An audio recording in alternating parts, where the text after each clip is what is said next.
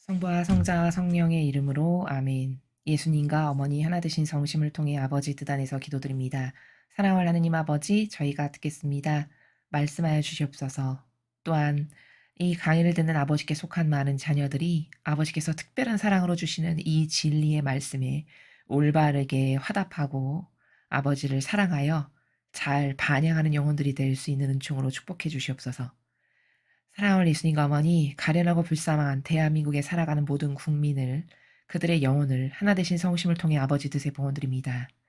그들의 사고방식 안에 살아가는 진리와 신적 질서와 계명에 반하는 그 마귀가 짜놓은 다양한 프레임, 특별히 감성주의자로 살아가게 하는 마귀와 인간이 조작해서 만든 제도 전통에 맹종하게 하는 마귀와 일평생 육적 자아의 종으로 살아가게 하는 마귀, 이 밖에도 진리에 반하는 모든 마귀적 사고방식을 하나도 남김없이 뿌리째 캐내어 위대하신 어머니 완덕에 바라라 봉헌드리며 예수님의 늑방에 붙습니다. 또 지옥의 불구덩이 속에 집어던지오니 그들이 모두 신적인 올바른 정신으로 이 진리에 근거한 사고방식으로 다시 태어나 아버지께 사랑을 받을 수 있는 영혼들이 될 수 있도록 축복하여 주시옵소서. 이 모든 기도 우리 주 예수 그리스도의 이름으로 기도드리나이다. 아멘. 성부와 성자와 성령의 이름으로 아멘. 안녕하십니까. 하나님의 뜻 성교의 피아스녀입니다. 오늘도 여러분들과 함께 복음 말씀 안에 담겨져 있는 진리에 대해서 함께 학습해 보도록 하겠습니다. 2021년 11월 24일 수요일입니다. 제일 독서 다니엘전서 5장 1절에서 6절, 13절에서 14절, 16절에서 17절, 23절에서 28절까지의 말씀입니다. 그 무렵 벨사차르 임금이 1000명에 이르는 자기 대신들을 위하여 큰 잔치를 벌이고 그 1000명 앞에서 술을 마시고 있었다. 술 기운이 퍼지자 벨사차르는 자기 아버지 네부카드네자르가 예루살렘 성전에서 가져온 금은 기물들을 내오라고 분부하였다. 임금은 대신들과 왕비와 후궁들과 함께 그것으로 술을 마시려는 것이었다. 예루살렘에 있던 성전 곧 하느님의 집에서 가져온 금 기물들을 내오자 임금은 대신들과 왕비와 후궁들과 함께 그것으로 술을 마셨다. 그렇게 술을 마시면서 금과 은, 청동과 쇠, 나무와 돌로 된 신들을 찬양하였다. 그런데 갑자기 사람 손가락이 나타나더니 촛대 앞 왕궁 석고벽에 글을 쓰기 시작하였다. 임금은 글자를 쓰는 손을 보고 있었다. 그러다가 임금은 얼굴빛이 달라졌다. 떠오르는 생각들이 그를 놀라게 한 것이다. 허리에 뼈마디들이 풀리고 무릎이 서로 부딪혔다. 다니엘이 임금 앞으로 불려왔다. 임금이 다니엘에게 물었다. 그대가 바로 나의 부왕께서 유다에서 데려온 유배자들 가운데 하나인 다니엘인가? 나는 그대가 신들의 영을 지녔을 뿐더러 형함과 통찰력과 빼어난 지혜를 지닌 사람으로 드러났다는 말을 들었다. 또 나는 그대가 뜻풀이를 잘하고 어려운 문제들을 풀어낼 수 있다는 말을 들었다. 이제 그대가 저 글자를 읽고 그 뜻을 나에게 설명해 줄 수 있다면 그대에게 자주색 옷을 입히고 금목걸이를 목에 걸어주고 이 나라에서 셋째 가는 통치자로 삼겠다. 그러자 다니엘이 임금에게 대답하였다. 임금님의 선물을 거두시고 임금님의 상도 다른 이에게나 내리십시오. 그래도 저는 저 글자를 임금님께 읽어드리고 그 뜻을 설명해 드리겠습니다. 임금님께서는 하늘의 주님을 거슬러 자신을 들어 높이셨습니다. 주님의 집에 있던 기물들을 임금님 앞으로 가져오게 하시어 대신들과 왕비와 후궁들과 함께 그것으로 술을 드셨습니다. 그리고 은과 금, 청동과 새, 나무와 돌로 된 신들, 보지도 못하고 듣지도 못하며 알지도 못하는 신들을 찬양하셨습니다. 그러면서 임금님의 목숨을 손에 잡고 계시며 임금님의 모든 길을 쥐고 계신 하나님을 찬송하지 않으셨습니다. 그리하여 하나님께서 손을 보내셔서 저 글자를 쓰게 하신 것입니다. 그렇게 쓰인 글자는 문의 특헬, 그리고 파르신입니다. 그 뜻은 이렇습니다. 문에는 하느님께서 임금님 나라의 날수를 헤아리시어 이 나라를 끝내셨다는 뜻입니다. 특헬은 임금님을 저울에 달아보니 무게가 모자랐다는 뜻입니다.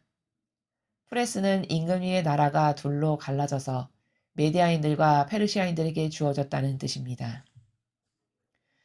주님의 말씀입니다. 하느님 감사합니다. 예, 오늘은 복음까지 한꺼번에 읽고 설명을 하도록 하겠습니다.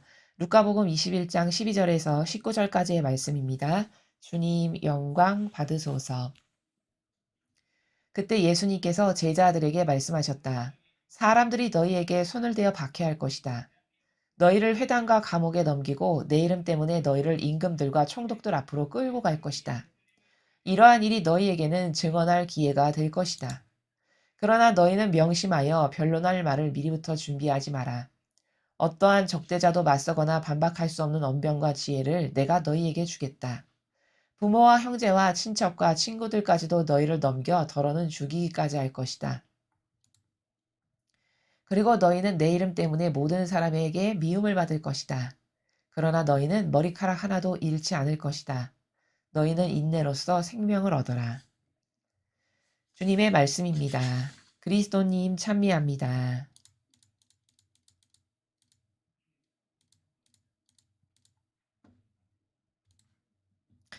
예, 오늘 1독서는 다니엘 예언서고 복음은 루카 복음을 저와 함께 읽으셨습니다.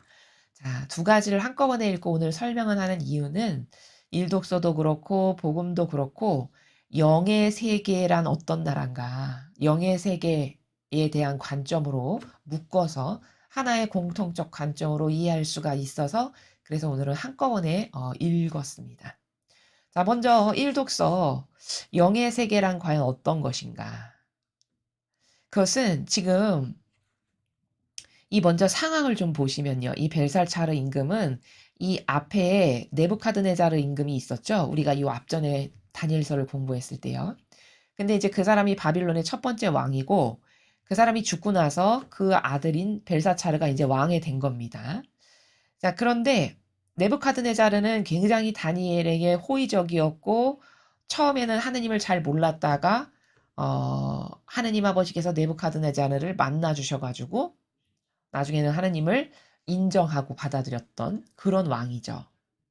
그래서 이 네부카드네자르까지는 그래도 바빌론이 잘 운영이 됐습니다.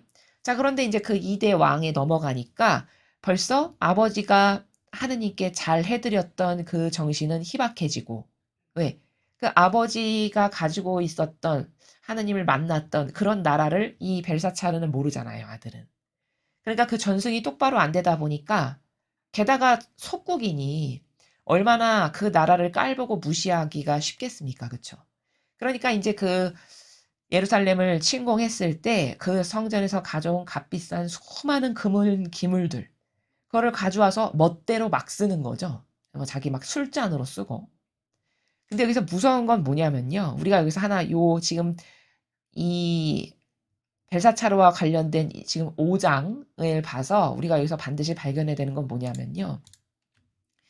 이렇게 하느님과 관련된 것 있죠. 이 성전의 모든 기물들이 다 아버지와 관련된 아버지의 것이었죠. 한때 아버지에게 제사를 지낼 때 쓰였던 그 하느님의 물품들을 가지고 와서 함부로 대하니까 그것으로 저주가 지금 내리는 겁니다. 물론 요거 하나 때문에 요거 단일 사건 때문에 하느님께서 벨사차르의 이 명을 이제 끝내버리시는 그런 것을 정한 건 아니시겠지만 그동안 여태까지 이 왕이 하느님 아버지에 대한 그 선왕에 비교했을 때 공경하는 마음, 존중하는 마음, 하느님을 인정하는 마음 이런 게 없었고 게다가 그렇게 하느님에 대한 올바른 그분의 권리를 인정해 드리는 이런 올바르게 존중하는 마음이 없다 보니 기물을 대하는 태도도 이렇게 막대하는 자기가 왕이니까 다 모든 것은 다 내 멋대로 해도 되는 다 모든 것이 내 밑에 있는 이런 차원의 나라에서 함부로 막대하는 이런 여러 가지 것이 하느님의 눈에 나게 된 거죠. 그래서 여기서 발견할 수 있는 거는 하느님과 관련된 것, 그것이 무엇이든지 그 하느님 아버지와 관련된 것을 함부로 대했다가는 이렇게 저주를 받기에 딱 좋다. 이러한 관점을 하나 여기서 배워야 됩니다.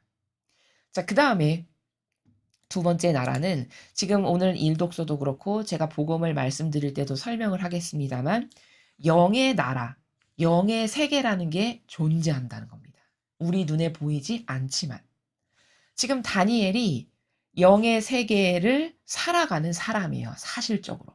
하느님과 교감하고 통교하면서. 그러다 보니 하느님 아버지께서는 이 다니엘이라고 하는 영혼을 도구로 쓰시기가 너무 좋은 거죠. 왜? 아버지의 뜻에 완전히 하나 되어 있는 데다가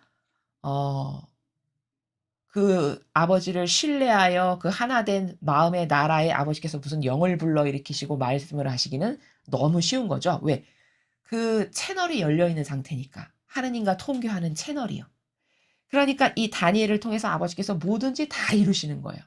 지금 보면은 이 앞뒤 전후 사정을 보면은 네부카드네자르 때도 다니엘이 이 나라에 끌려와서 중요한 역할을 하고 중요한 순간마다 불러서 다니엘의 도움을 받아서 막 꿈의 몽도 하고 이렇게 쓰였던 사람입니다. 다니엘이 이 나라에서 높은 사람으로 우대받고 그랬는데 아들에 대해 와서도 다니엘은 지금 또 꿈의夢 같은 걸 하러 불려가죠. 이렇게 존중을 받으면서.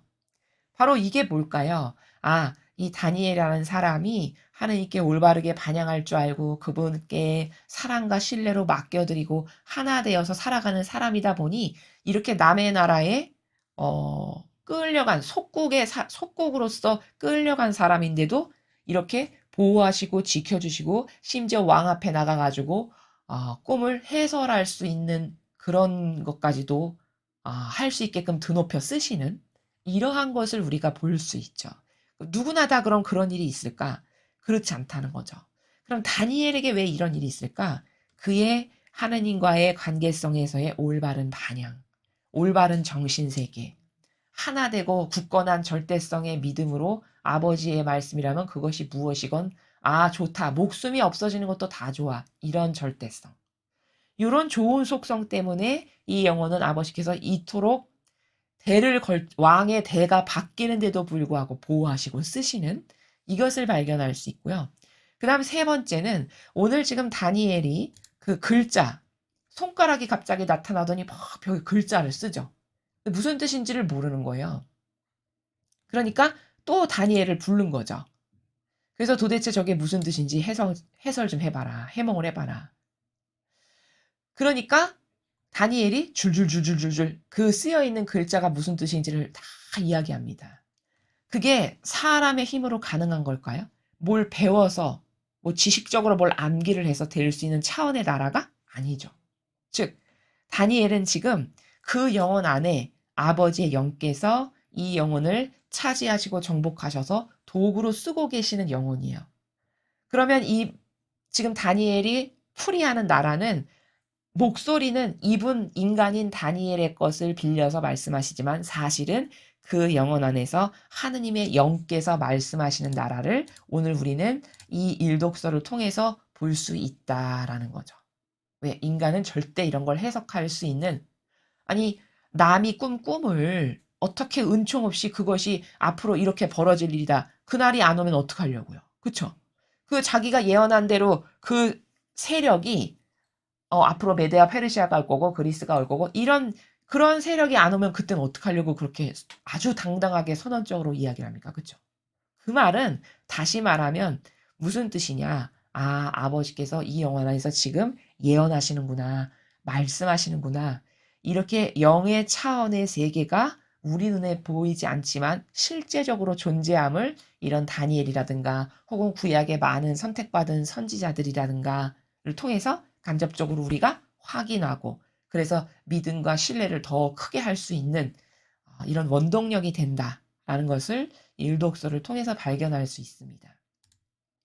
자, 그러면 복음을 통해서는 제가 지금 똑같은 관점으로 설명을 드릴 겁니다. 공교롭게도 같은 관점으로 볼 수가 있어요.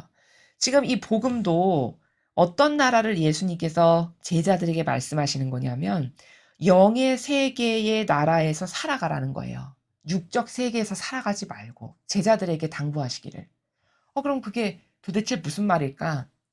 육의 세계에서 살아간다는 건 육적 자아에 지배받아서 그냥 어떤 인간적인 내 뜻이나 내가 주는 선이라든가 어떤 내 의견 이런 것만을 가지고 살아가고 그것에 의해서 좌지우지되고 무슨 말을 하는지도 모르고 말하는 이런 나라에서 살아가는 거잖아요. 근데 예수님께서는 제자들에게 절대 그런 나라에서 살지 말고 앞으로 너희들에게 나와 하나 된 제자이기 때문에 이런 박해, 모욕, 핍박, 엄청난 환난, 고통 이런 게 다 닥칠 때인데 그때마다 너희들은 절대 두려워하지 말아라. 여기 이렇게 말씀하시죠. 그러나 너희는 명심하여 변론할 말을 미리부터 준비하지 마라.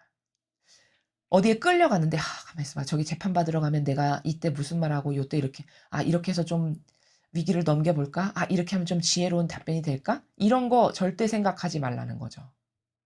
왜? 그래봤자 그것은 올바른 답변도 할 수 없거니와 그 인간의 육적인 어떤 육적 자아가 준 의견은 기껏 말해봤자 옳지도 않고 게다가 거기서 하느님의 힘이 나와서 그 마귀를 패배시키는 그런 말을 해야 되는데 그런 것을 할 수가 없죠. 이 인간적이라는 나라는. 그러니까 절대 너의 육적 자아 안에서 살지 말고 그 안에서 말도 하지 마라. 너는 앞으로 그런 너에게 환난과 고통이 닥쳐오거든 내가 너 안에서 말하겠으니까 말할 거니까 그것을 믿고 신뢰해서 너는 그냥 나의 충직한 도구요 매개체가 되기만을 갈망하면 된다. 이런 나라를 가르쳐 주시는 겁니다. 그러니까 일독서하고 똑같이 영의 차원의 영의 세계의 나라에서 살아가야 된다. 너희들은 이런 세계를 지금 열어주시면서 설명하시는 그런 나라죠. 그래서 앞으로 너에게 이런 어려움이 있을 건데 절대 변론할 말을 미리 준비하지 말고 어떤 적대자도 맞서거나 반박할 수 없는 언변과 지혜를 내가 너한테 줄 거니까 너가 단순히 그때 할 수 있는 유일한 방향은 뭐냐? 올바르게 아버지께만 아주 절대성의 나라에서 그 신의로 하나 되고 용해되어 있는 상태. 그것만을 떠나지 않으면 네 안에서 내가 다 말할 것이다. 이렇게 말씀하시는 나라죠. 그래서 내 이름 때문에 모든 사람에게 미움을 받을 거고 이런 일이 있을 거고 하지만 머리카락 하나도 잃지 않을 거다. 자, 여기 머리카락 하나도 잃지 않을 거다라고 말씀하시는 나라는요. 육적인 이 자연법의 나라에서 보면 하나도 이해할 수 없는 말씀입니다. 머리카락 하나도 잃지 않을 거라며 순교해서 죽었네. 목숨까지 잃었는데 무슨 머리카락 하나도 잃지 않을 거라고 말씀하셔. 이렇게 이해하면 이 나라가 이해가 안 가는 거죠. 그렇죠? 지금 예수님께서 너는 머리카락 하나도 잃지 않을 거야. 그러니까 걱정하지 말고 내가 다 보호하고 지켜줄 거니까 걱정하지 말고. 이거는 목숨을 네가 부지할 거니까 걱정하지 마라. 이 차원에서 말씀하시는 게 아닙니다. 그렇다면 이 말씀이 이해가 안 가고 다 틀렸네? 이렇게 되는 거예요. 지금 예수님께서 말씀하시는 거는 너는 이런 일, 이런 박해, 이런 핍박, 모욕, 고통, 치욕 이런 엄청난 게 너에게 닥칠 건데 그때마다 변론할 말도 준비하지 말고 아무 걱정도 하지 말고 너는 머리 하나도 안 다칠 거니까 그저 인내로서 생명을 얻거라. 자, 무슨 말이냐? 그런 때가 닥쳤을 때 너는 살아있을 거야. 목숨 털끝만큼도 안 건드릴 거야. 그 말이 아니라 너의 영혼이 머리카락 하나도 잃지 않는다는 거는 너의 영혼의 그 아름다움을 잘 보존할 수 있게 될 거다. 너의 영혼이 살 거다. 나와 하나 돼서 네가 타협하지 않는다면. 그러니까 끝까지 인내해서 용기를 가지고 인내해서 이 생명도 목숨의 생명을 말씀하시는 것이 아니라 천상의 나라에서 누릴 영원한 생명. 그것을 얻거라. 이렇게 말씀하시는 나라입니다. 그러니까 이 복음을 잘못 이해하면 이렇게 핍박이 다가와서 다 보호하시고 살리실 거고 머리카락도 하나 잃지 않는다는데 다 순교해서 죽고 매 맞아 죽고 십자가에 거꾸로 못 박혀서 죽고 다 죽었네. 박해받아서 다 죽었네. 무슨 머리카락 하나도 잃지 않아. 다 죽었는데. 이렇게 이해하고 이렇게 마귀는 접근한다는 거예요. 이런 논지로. 그럼 그거는 이 복음을 올바르게 이해한 게 아니라는 겁니다. 이건 철저히 본질의 나라에서 말씀하시는 내용이고요. 아무 걱정도 하지 말라는 것 역시도 너의 영혼을 내가 차지하고 정복해서 그래서 너 안에서 내가 말할 거니까 그럼 이걸 구현하려면 어떻게 돼야 될까요? 이게 이 육적 차원에서 가능한 겁니까? 이게 불가능한 거죠. 그렇죠? 이건 너의 사고방식과 정신세계가 본질이어서 순전히 하느님께만 의탁하고 내어 맡겨드리고 갈망하고 하나 되고 그래서 용해되는 이 정신세계를 구현했을 때 그랬을 때 가능한 일이죠. 그렇죠?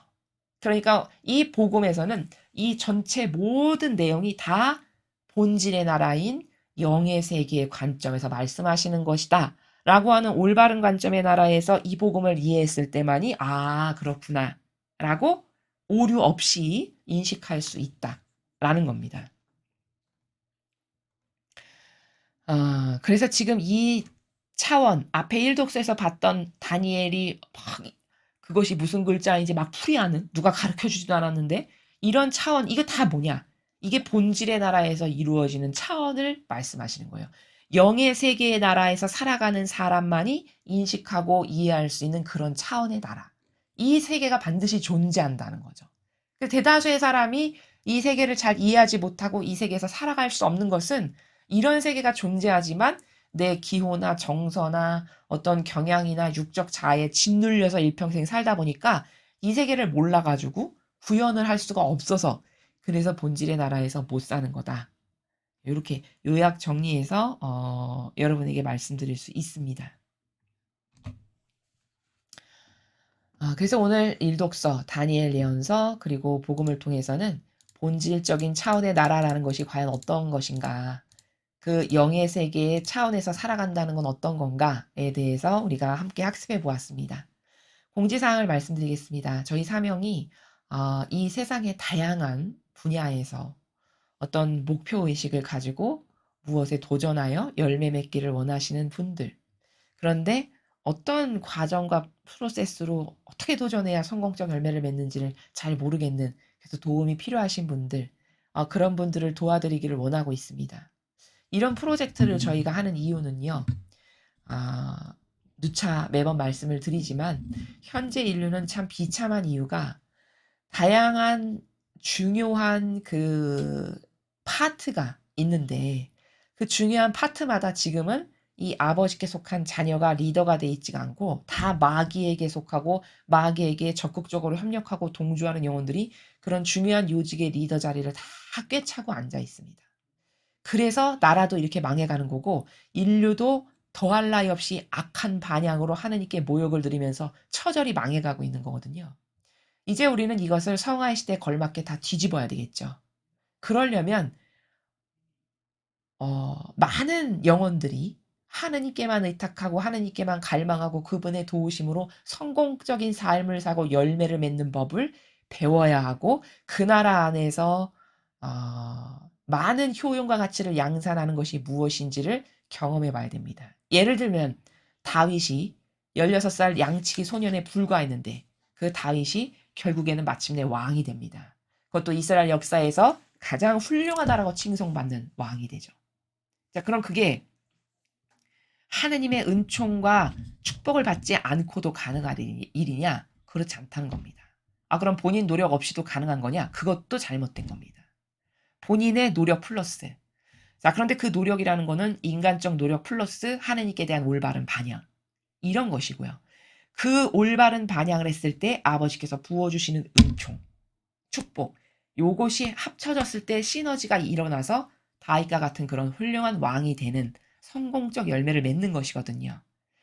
저희는 세상에 이런 다양한 분야에 성공적 열매를 맺는 영혼들이 이제는 배출돼야 된다고 생각합니다. 그리고 그들이 한 나라의 대통령도 돼야 되고 정치인도 돼야 되고 종교 지도자도 돼야 되고 또 각계각층의 다양한 세력의 다양한 어떤 파트의 전문가들도 이런 사람들이 돼야 됩니다. 그래야 이 나라가 발전할 수 있고 희망이 있는 나라가 되겠죠. 이러한 목적성 때문에 이 프로젝트를 시작하게 되었습니다. 그러니까 저런 아버지의 도움에 힘입어서 나도 성공적 열매를 맺고 싶다 하시는 분들은 저희 사명 하단부에 쓰여있는 이메일 주소로 연락하시기 바랍니다. 이상으로 2021년 11월 24일 수요일 복음 해설을 마치겠습니다. 감사합니다.